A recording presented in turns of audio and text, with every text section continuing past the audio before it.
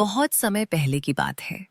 गंगा किनारे बसा हुआ एक शांत सा गांव था, धर्मपुर। इस गांव में रहने वाला एक युवक था, माधव। माधव साधारण परिवार से था, लेकिन उसका हृदय बहुत पवित्र था। उसके जीवन का सबसे बड़ा सहारा थे हनुमान जी। माधव रोज सुबह सूरज निकलने से पहले उठता, स्नान करता और गांव के पुराने हनुमान मंदिर में जाकर दीपक जलाता। फिर पूरे मन से हनुमान चालीसा पढ़ता और कहता, हे बजरंगबली, मुझे ताकत नहीं चाहिए, बस सही रास्ते पर चलने की बुद्धि देना। माधव के पिता बीमार रहने लगे। घर की हालत खराब हो गई।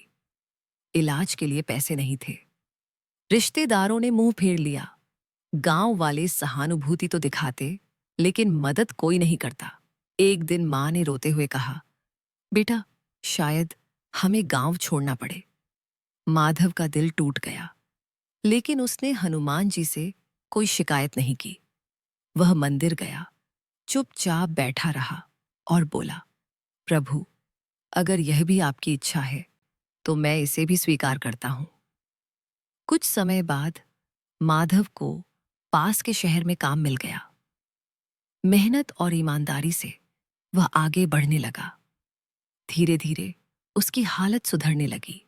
पिता भी ठीक होने लगे, लेकिन सफलता के साथ उसके मन में अहंकार आने लगा।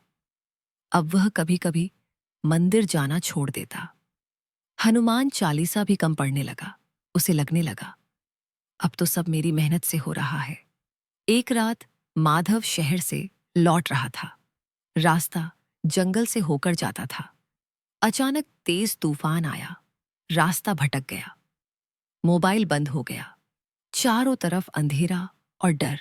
उस पल माधव को पहली बार एहसास हुआ कि वह कितना अकेला है। उसका घमंड टूट गया। कांपती आवाज में उसने कहा, हे हनुमान जी, मुझसे गलती हो गई। अगर आज बचा लिया तो कभी आपको नहीं भूलूंगा। तभी उसे दूर से एक तेज प्रकाश दिखा। एक बूढ़ा साधु हाथ में लाठी लिए खड़ा था। साधु ने कहा, डर क्यों रहे हो बेटा? चलो, मैं रास्ता दिखा देता हूं। माधव साधु के पीछे पीछे चला। रास्ता आसान होता गया। थोड़ी दूर चलने के बाद साधु ने पूछा, जब सब ठीक था तब तुम किसे भूल गए थे? माधव की आंखों से आंसू निकल आए। वह समझ गया, यह कोई साधारण साधु नहीं था।